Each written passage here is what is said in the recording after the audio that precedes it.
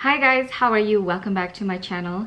My name is Monique. For those of you who are new to this channel, I upload 1 to 2 videos in a week. So if you are not a subscriber already, I would really appreciate it if you would like to take the time and subscribe to my channel.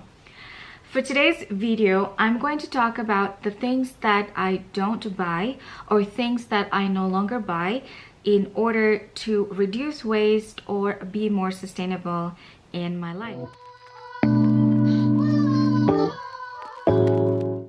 There are 12 things that I no longer buy and I don't find them essential to have them in my life, and I survive just fine without having them in my life. So if you haven't watched my latest video about my low buy or how I practice mindful shopping, I will link down below so you can check it out.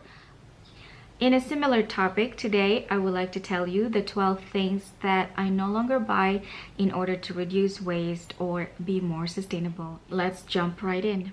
Number 1 on the list is manicure. For me, getting a manicure done is not a priority. I have never liked having it done because I have quite sensitive cuticles and fingers, and I find them always really painful to get.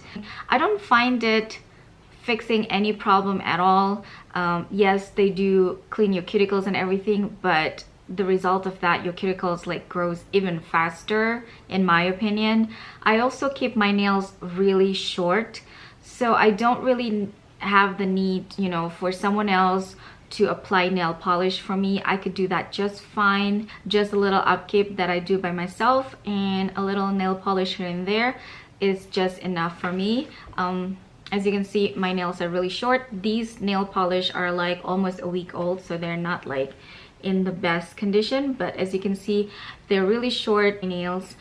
So what I do is that I have like a few nail polishes, all in like neutral colors, which I rotate depending on the mood on what color that I want to use, and they last for years. I also don't have a problem about having bare nails from time to time. Number 2, I stopped buying too much makeup. I don't need like 5 eyeshadow palettes. Makeup lasts forever, especially like eyeshadow or blusher. I find them last forever. They could last like a year or more. So if I do have like multiples of eyeshadow palettes, like I don't think I would be able to finish them all before they're expired. Makeup has a shelf life, so I don't see the point of having a collection that would expire quickly. I just buy what I need for my daily makeup. Like I don't really experiment a lot with makeup anyway, so I just buy what I need. I do have stock of things that I use. For example, eyebrows or eyeliner, I tend to buy extra one that I keep with me here just because I can't really find them here, or I can't really find the color that I use here. Number 3 on the list is sheet masks. I have never been a fan of sheet masks. I've tried a few times. I don't like it at all. They always ended up having too much liquid on it, and I just don't know how to like use them without having liquids dripping down my neck and my t-shirt. I never liked them. I never thought that they do anything to my skin, honestly, especially those ones with the cute shape of the panda and all of the animals. I don't really know if they actually do anything to your skin. I just keep it simple. I use like jar masks or clay masks, things that you can just use as you need. The same in a similar category of sheet masks, I also do not use face wipes anymore. I never liked them. I never feel 100% clean after only wiping my makeup with a face wipe. So I think it was just like double work for me. After face wipes, I still have to do the whole washing up again afterwards, so I don't see the point. I used to keep like maybe a pack of them for like those days, maybe when I'm traveling or days when I'm too lazy, but they always ended up going dry before I use them up, so I just stopped buying them.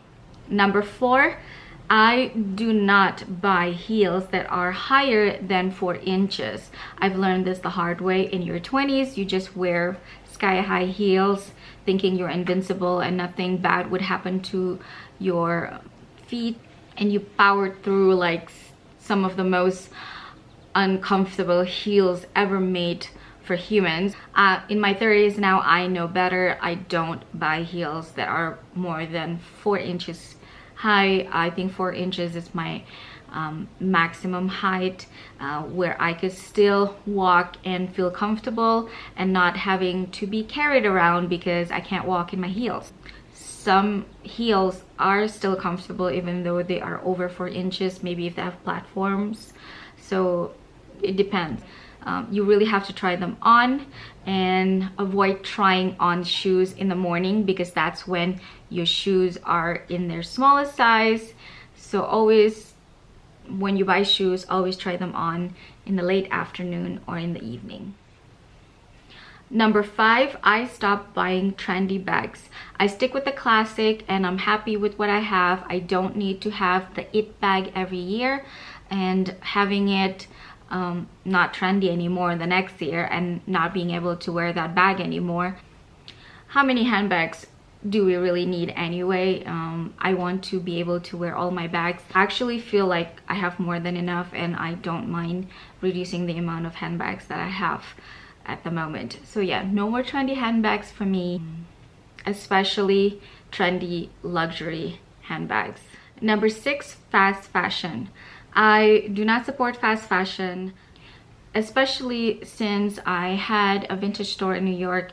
I could no longer justify buying clothes from fast fashion unless I don't have any other option whatsoever. For example, you know, for workout gear or underwear. I just can't because they are one of the biggest polluters in the world nowadays. And also the fact that they can sell a t-shirt for $5 is because somebody down the manufacturing line or the distribution line has to suffer so you can buy a $5 t-shirt because, you know, obviously they did not pay their workers a fair wage. Number 7, in correlation to not supporting fast fashion, I also don't really support polyester. That is, and polyester is and other fabric in the same category. Basically, polyester is made out of plastic. It's not sustainable and it's just not breathable. It's just, you know, it's not comfortable to wear. At the pace of people discarding their clothing nowadays, they're discarding so much plastic in the world. So I just can't support. Personally, I don't like the touch of it. I don't like the feel of it. I don't like the feel of polyester, especially in the middle of a summer day when you're sweating and you have a polyester top. That's a no-no. There are some exceptions to this because some designers use a type of polyester. For example, Issey Miyake or Pleats Please. If you're familiar with them, they have this pleated fabric, like micro pleated fabric that they use every single season. Number 8, I stopped buying things that don't fit me. I always think that I could lose a few pounds and I always plan to lose a few pounds. So sometimes when I come across a piece of clothing that is maybe the last one available and it's in the only size available at that time and it's quite tight on me, I sometimes buy it thinking that, oh, I'm gonna lose a few pounds in the future and this will just fit perfectly. That never happened, and I have a few pieces in my wardrobe that is like that and still don't fit me, and I'm trying to not make the same mistake again because every time I try those clothes that I buy way too tight for me, I just feel horrible because I look horrible in it, can't even breathe, can't even sit, and why did I even buy them? I'm trying to learn from my mistakes. Do not buy clothes that don't fit you. Buy the clothes that fit you at that moment that you're buying that clothes. Do not buy the clothes for the size that you think you will be in the future. That never happens. Number 9, I stopped buying junk jewelry that will turn green like after wearing them 2-3 times. They're very cheap. You can find them anywhere, and you're like, oh, what's the harm of buying like a pair of earrings that is $5? You ended up with a drawer of like junk jewelry that you can't wear anymore because either they have turned green or they're just so out of style because it was such a trendy piece. So I buy jewelry that would last, jewelry that I would wear for years to come, and I'm trying to be more mindful about that. Number 10, I also stopped buying things just because it's on sale, just because it's such a great bargain, just because something is 80% off or 90% off the retail price. It doesn't mean you have to take it home if you don't love it. I mean, of course, if you love it and if it fits you, go ahead and buy it, you know. But if it's something that you don't really like and maybe it doesn't really fit you that well, but just because it's like a Prada skirt at 90% off, it doesn't mean you have to buy it. I made this mistake a lot in the past, but luckily I was a reseller, so whatever it is that I purchased and I kind of regretted purchasing it, I could just resell. But now I can't do that anymore. Number 11, I stopped buying holiday decoration. I don't feel the need to decorate my home with different themes for different holidays. I've tried that in the past a few times, but I just ended up with, you know, this decoration that I don't know where to put for the rest of the year. So I just stopped buying them. Okay, last but not least, number 12. I stopped buying travel souvenirs that are cheaply made and would just be junk, you know, in your drawers. For example, those like cheap keychains that says, you know, the name of the country, or some magnets that are like badly made. Instead, I try to focus on items that are unique to the region and well made by locals, or beautiful jewelry that they produce in that country, and just go with that. Something that I could keep for years, something that brings me back the memory of visiting the country. So that wraps up my 12 items that I no longer buy. Let me know in the comment section down below if you have things that you stopped buying and why. I hope you enjoyed today's video. Thank you so much for watching, and I'll see you in my next one. Bye!